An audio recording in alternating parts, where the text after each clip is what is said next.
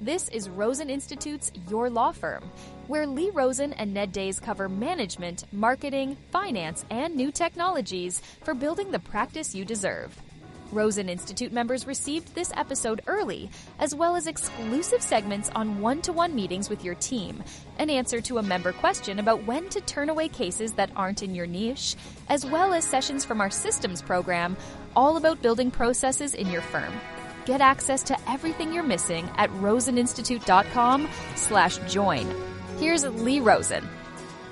It's good to be with you today from Bangkok, Thailand, where we're gearing up for our next stop, one that involves cold weather and ice and snow. And I will tell you, buying winter gear in a place where it's pushing 100 degrees every day feels ridiculous. Trying on a jacket and fleece-lined pants and wool socks in this heat, it is a hot, sweaty, really peculiar experience. But sometimes the nomadic lifestyle demands peculiar things. In the outdoor store, I went from flip-flops to snow boots and right back to flip-flops as fast as I possibly could. My feet were getting hot. Now I own some warm, heavy boots that I hope are going to do the job in Norway. But soon, the Norway part of the adventure will be over, and I'll be figuring out how to offload all of this gear that I bought. The fun, it never stops, and I know that I'm very lucky to keep doing what it is that we are doing. It's time for your tech tip. When I was in college, I worked for a guy who ran an ad agency out of his home. He liked to tinker with cars and motorcycles. He had raced small displacement motorbikes in his youth and always seemed to have a vintage Kawasaki or 3 in various states of roadworthiness in his garage. I have the mechanical knowledge of a raccoon suffocating in a dumpster full of rotten trash, so I was always a little bit in awe of anybody who could do things like change their own oil. I don't remember exactly how it came to pass that he decided we would change the spark plugs in my car in his driveway after work. I must have mentioned something, maybe that I needed to take it in for service, and he decided this would be a good bonding experience, and he could impart some manly knowledge onto your soft-handed narrator. So I bought the spark plugs, and one Friday when the clock struck 5, we got to work on what I was assured would be an hour and a half tops project of getting my car purring like a kitten. Well, an hour and a half passed and we hadn't gotten the first spark plug changed. I'll spare you the technical details, but it turns out the engine orientation and bolt placement and all kinds of other factors meant this would be a little more challenging than expected. By 9, we sat in the dark in his driveway, illuminated only by a single bulb connected by an extension cord and dangling from the open hood of my car.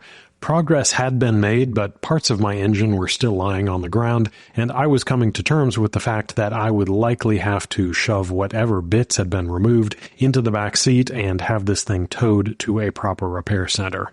But amazingly, around 10 p.m., the spark plugs were in, the bits were reassembled, and by the grace of God, it fired up when I turned the key, and I was able to make the drive home. If you've ever attempted a DIY project around the house and found yourself with a giant hole in the wall, disconnected water lines, or wires that you couldn't figure out how to reconnect at 11:30 at night as you furiously searched for exactly the right YouTube video to get you out of your predicament, you know the feeling.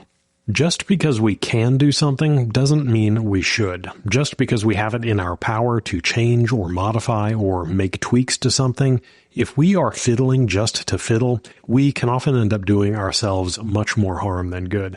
And many times it's more insidious than I've described. If the car doesn't move, it's pretty clear we missed a step somewhere. But when we are 17 revisions deep on updating our letterhead or homepage or phone tree greetings or whatever it is, we often end up far away from what's actually effective, but we are too close to the problem to see the issue. And I realize that this sword cuts both ways. I am often encouraging you to look for options that offer more flexibility and more customization when you are evaluating software products and tools.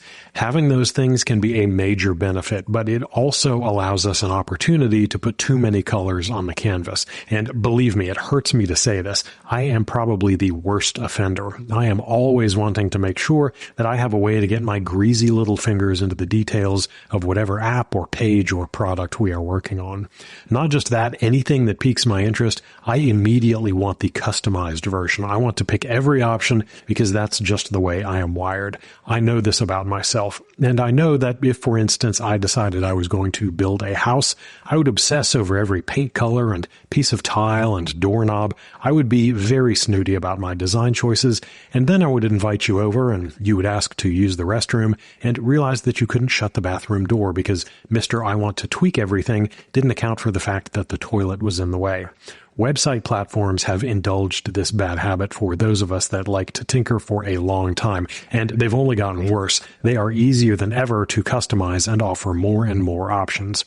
Custom fields in practice management systems and CRM software are my particular weakness. This is something I am guilty of to this very day. I am always wanting to add extra fields and values and checkboxes and drop-downs and linked lists in whatever software we happen to be using. And I convince myself that because I have been making databases needlessly complex for 20 years, I'm a pro. Of course I know what I'm doing. Is it necessary? That's questionable, but it makes me feel like a technical savant and a captain of industry. What I want let me correct that. What I want us to remember is that there is value in having to sleep on a decision, in having to really weigh whether it's worth putting in a change order or paying an extra hour of contractor time. A little bit of friction isn't always a bad thing if it keeps us from making small changes because we are bored and this is our version of Sudoku or Candy Crush or scrolling TikTok while driving. And as AI rapidly changes the landscape of the software we use, the technical hurdles to revising and updating and modifying our business and marketing infrastructure are rapidly disappearing. So the next time we feel like making a change because it's just so darned easy, let's ask ourselves if just because we can means we actually should. I'm Ned Days, and that's your tech tip. And now for your moment of concise advice. Let's talk about pricing, specifically why it is that I charge relatively little while telling you that you ought to charge a lot. Rosen Institute, we run on a $249 a month membership. That's on the low end in this lawyer education space. My competitors, they charge 2 or 5 or even 10 times the amount that we charge. Meanwhile, I consistently tell you to charge premium fees in your practice. I'm charging low. I'm telling you to charge high. And I don't think it's hypocrisy. It's absolutely intentional. And I'll tell you why. The truth is this. Your business, it's not just about the money. It's about what it is that you want your business to give to you. Charging premium prices in a law firm, it's usually the best approach. It attracts better clients. It funds the delivery of high-quality service, enabling you to pay good wages to your people and to get the best people, and it creates a sustainable business for you. But premium fees, they are not the only way to go. You might choose differently depending upon what it is that you decide that you want out of your practice. I spent years running a premium-priced law firm. It worked. It attracted high-quality clients. It funded top-tier talent. It fueled a profitable, successful business. But there was a trade-off. The clients, they had paid tens or even hundreds of thousands of dollars, and they felt like they owned me.